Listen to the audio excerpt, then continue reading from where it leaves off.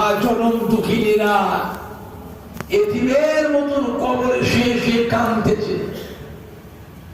কি কষ্ট করে আমাদের ঘরে লালন পালন করেছিল বাবা, খেয়ে না খেয়ে। এমনও দিন গেছে অভাবের সময় মানুষ জবের আটা খেয়েছে, ভুট্টা খেয়েছে, ভুট্টা কি বলে, মাকাই, মাকাই, মাকাইয়ের আটা,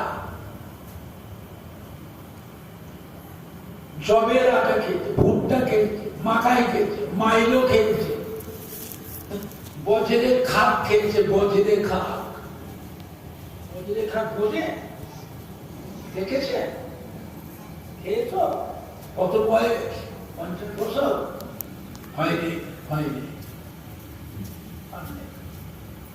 55 বছর, 60 বছর, তাহলে ওই 70 বছর 80 বছরের মুরব্বী যারা আছে ওদের জিজ্ঞেস করে, দাদুদের বয়সে, নানাদের বয়সে, দাদি নানিদের বয়সে যারা আছে জিজ্ঞেস করে।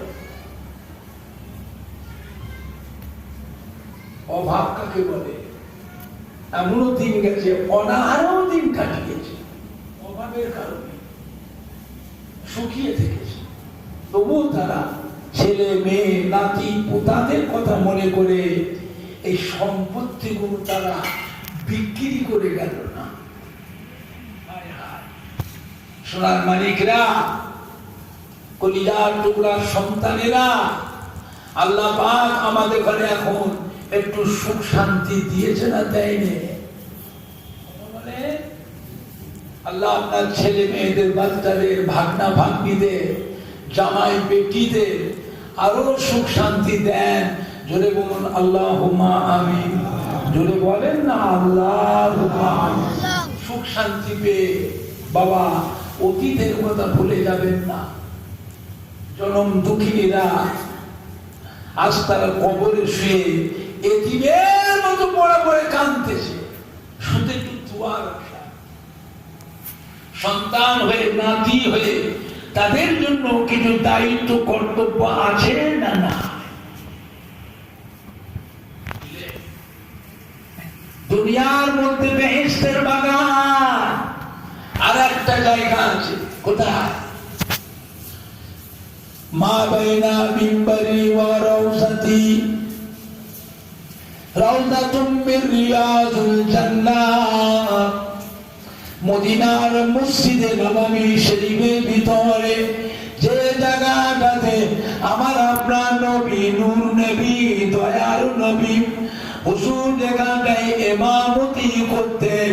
হুজুরের ইমামতির জায়গা থেকে নিয়ে হুজুরের রওজা মুবারক পর্যন্ত এই জায়গাটা হলো একটা জান্নাতের টুকরা। জোরে বলুন, জোরে বলেন না। এই জায়গাটা গিয়ে যতক্ষণ আপনি বসে থাকতে পারবেন, বসা জায়গা না পাবেন, দাঁড়িয়ে থাকবেন, ঘুরে ঘুরে বেড়াবে, চেয়ে চেয়ে দেখবে, মনে করবেন আপনি আল্লাহ পাকের বেহেশতের ভিতরই বসে আছে। আল্লাহ নবী যেখানটায় ইমামতি করতেন মদিনার মসজিদে নববী শরীফের ভিতরে, আমার নবী পাকের সেই ইমামতি জায়গাটা সেই থেকে আজও পর্যন্ত মদিনার মসজিদে নববী শরীফে হেফাজত করে রাখা আছে। হযরত বেলাল রাদিয়াল্লাহু তাআলা যেখানটায় আযান দিতেন, হযরত বেলাল রাদিয়াল্লাহু আযানের জায়গা সেই মিম্বরটা আজও মদিনার মধ্যে নববী শরীফে আজও সেইভাবেই হেফাজত করে রাখা আছে।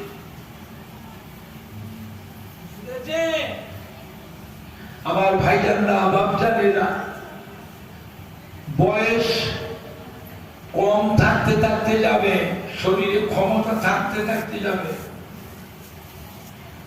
মক্কা মদিনা শরীফের হক আদায় করে গরু ছাগলের মতন মরে, হাঁস মুরগির মতন মরে কোনো লাভ নেই। মরাটা যেন আল্লাহ মুবারক করে, কবরে শোয়া যেন আল্লাহ মোবারক করে।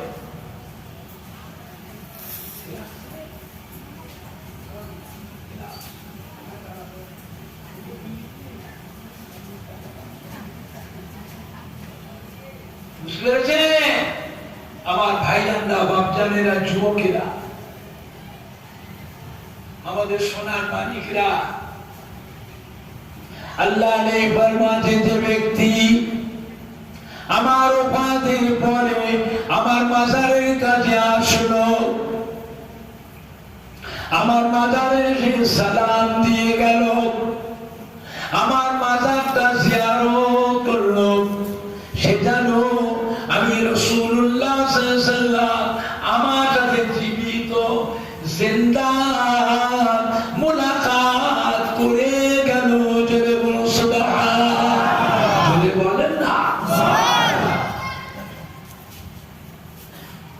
জিন্দা আমার জীবিত অবস্থায় যেন আমার সাথে মুলাকাত করে গেল। জোরে বলবেন না সুবহানাল্লাহ। মান জারানি বাদা মামাতি ফাকান্নামা জারানি ফি হায়াতি আও কামা ক্বালা an-নাবিয়্য সাল্লাল্লাহু আলাইহি ওয়াসাল্লাম। আল্লাহর ফরমানে যে ব্যক্তি আমার ওফাতের পরে আমার মাজারের কাছে এসে দাঁড়িয়ে থাকলো, কি বেটা ছেলে কি মেয়ে ছেলে আমার মাজারের কাছে এসে দাঁড়িয়ে থাকলো, তার জন্য আমি রাসূলুল্লাহ সাল্লাল্লাহু আলাইহি ওয়াসাল্লাম আমার উপরে ওয়াজিব হয়ে যায় কাল কিয়ামতের ময়দানে আল্লাহ পাকের দরবারে সুপারিশ শাফাআতি করে তাকে সাথে করে বেহেশতে নিয়ে যাওয়া, এটা আমি নবী আমার উপরে ওয়াজিব হয়ে যায়। মান জাআকা বিহি ওয়াজাবাত লাহু শাফাআতি আও কামা ক্বালা an-নাবিয়্য সাল্লাল্লাহু আলাইহি ওয়াসাল্লাম।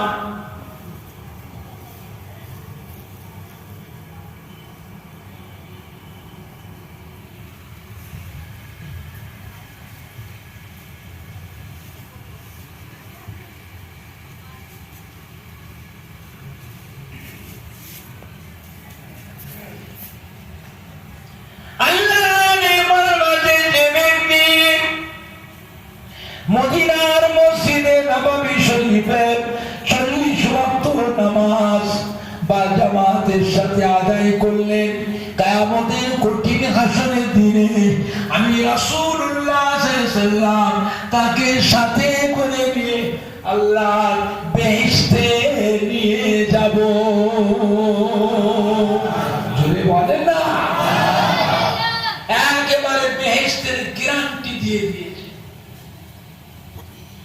আল্লাহর বেহেশতের গ্যারান্টি দিবার অধিকার একমাত্র আল্লাহ পাক আমাদের নবীকে দিয়েছে,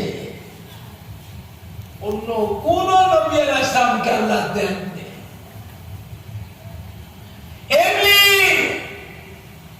সারা বিশ্বের মুসলমান দুনিয়ার এক প্রান্ত থেকে আরেক প্রান্তের মুসলমান, কি বাচ্চা কি জওয়ান কি আধ বয়সী কি মুরব্বী কি মেয়ে ছেলে কি বেটা ছেলে, যিনি যে দেশেই আছে সেখান থেকে আমার রাসূল পাক সাল্লাল্লাহু আলাইহি সাল্লামকে জান প্রাণ দিয়ে ভালোবেসে মোহাব্বত করে হৃদয়ে হৃদয়ে কলবে কলবে আমার নবী পাকের চাঁদ মুখের পানে সবাই আশা করে চেয়ে আছে না নাই, এটা যে আল্লাহ পাকের নিয়ামত। জোরে বলুন না আলহামদুলিল্লাহ।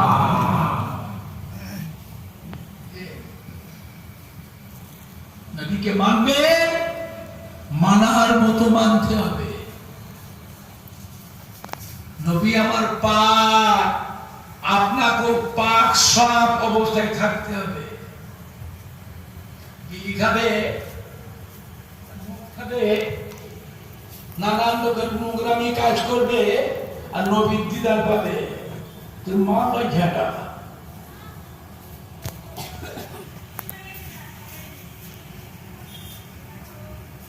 খুব সাবধান, তুমি পাপ হতে হবে।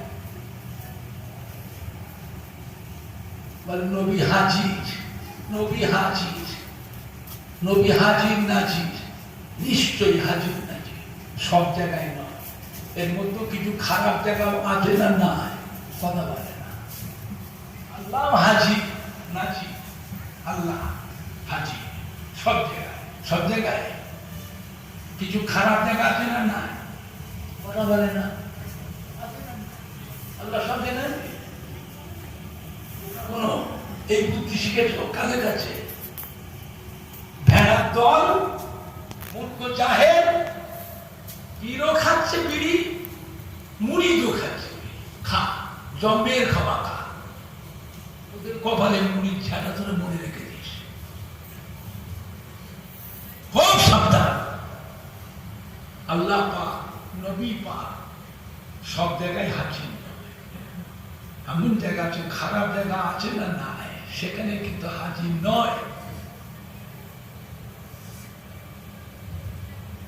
এইখানে তো পার্থক্য ফুটফরা শরীফে দাদা পীর কেবলা সিলসিলা শুরু, এইখানে পার্থক্য। আমার ভাইজানরা, বাপজানেরা, যুবকরা, ইমাম হবে, ইমামকে খাঁটি হতে হবে। মুক্তাদির মধ্যে ত্রুটি থাকতে পারে, ইমাম যদি নাপাক হয়, সবাই নামাজ পড়ছে, ইমামের দেখতে দায়িত্ব দেওয়া যায়, ইমাম যাও, ইমামও ফস, মুক্তাদিরও ফস। যা, আমার কথা শুনতে খারাপ লাগছে আপনাদের? ইমামকে খাঁটি হতে হবে, বুঝতে পেরেছেন? আমার ভাইজানরা, বাপজানেরা, যুবকেরা, আখিরি জামানা নবী হচ্ছেন আমাদের ঈমানের সম্পদ। নবী আমাদের কি সম্পদ? ঈমানের সম্পদ। জানার নাম ঈমান নয়, করার নাম ঈমান নয়, নবীকে মানার নাম হলো ঈমান। মানার মতো মানতে হবে, ভালো হয়, ত্রুটি বিচ্ছেদে সংশোধন হন, নিজেকে নিজে ভালো হবার চেষ্টা করে, মনে মনে প্রতিজ্ঞা করুন কবে ভালো হবে, ভালো কবে হবে। বুঝলেন না আমার ভাইজানরা, বাপজানেরা, যুবকেরা? এটা আখিরি জামানা। মোবাইলের ওয়াজ শুনবেন না, মোবাইলের ইউটিউবের ওয়াজ শুনবেন না।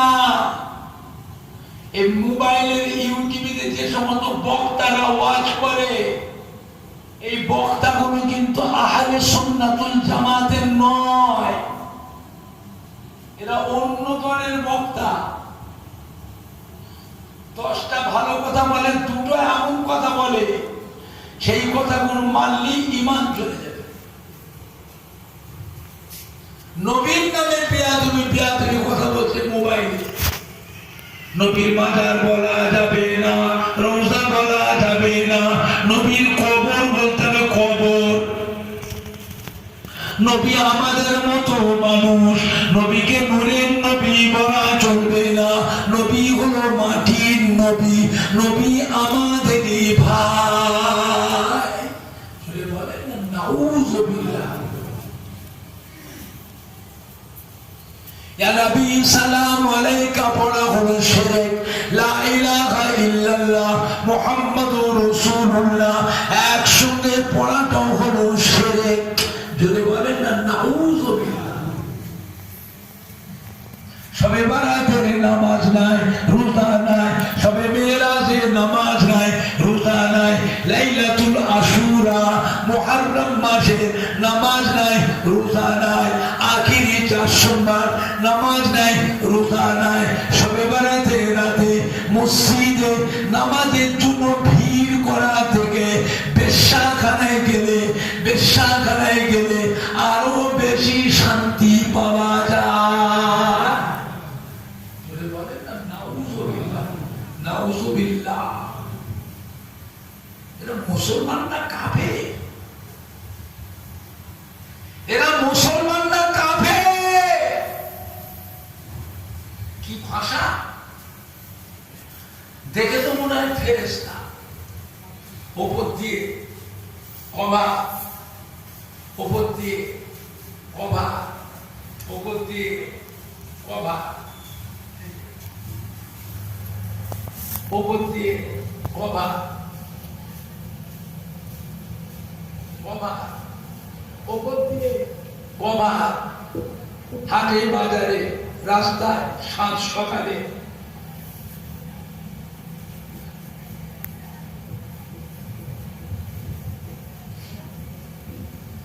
বুঝতে পারছেন না? পারছেন যে কভার ঠিক আছে, ভেতরে কিন্তু তার কাটা, কত ভেজা। তাই বলে কি খাঁটি নেই? সব জিনিসে ভেজাল, চালে ভেজাল, ডালে ভেজাল, তেলে ভেজাল, ঘিয়ে ভেজাল, পীরে ভেজাল, মুরিদে ভেজাল, আলেমে ভেজাল, ইমামে ভেজাল, হাফেজে ভেজাল, সব ভেজাল। তাই বলে কি খাঁটি নেই?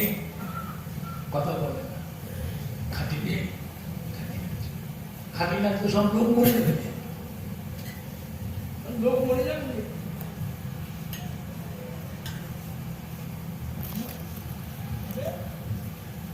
সংখ্যায় কম।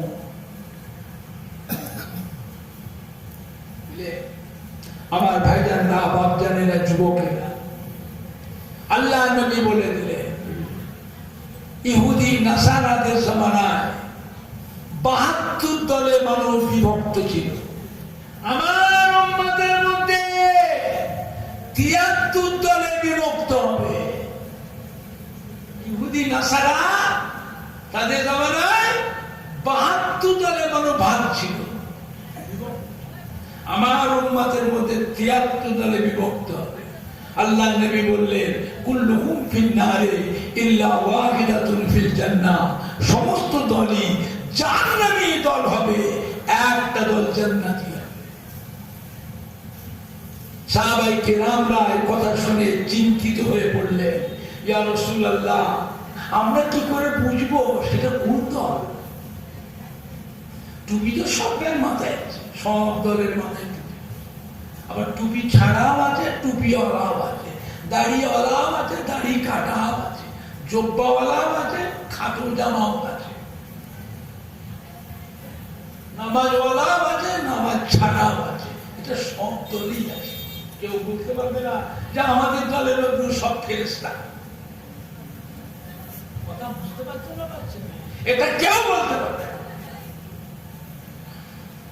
সাহাবায়ে কেরামরা চিন্তিত হয়ে পড়ে, ইয়া রাসূলুল্লাহ, আমরা চিনব কি করে কোনটা? আল্লাহ নবী বলে সেই দলটা হচ্ছে আমার দল। সেই দলটা হলো আমার সাহাবায়ে কেরামের দল। জোরে বলবেন না? আর একটু জোরে বলা যাবে না? ফুরফুরা শরীফের দাদা পীর কিবলা হলেন আল্লাহর নবীর বড় খলিফা হযরত আবু বকর সিদ্দিক রাদিয়াল্লাহু আনহুর ৩২তম বংশধর।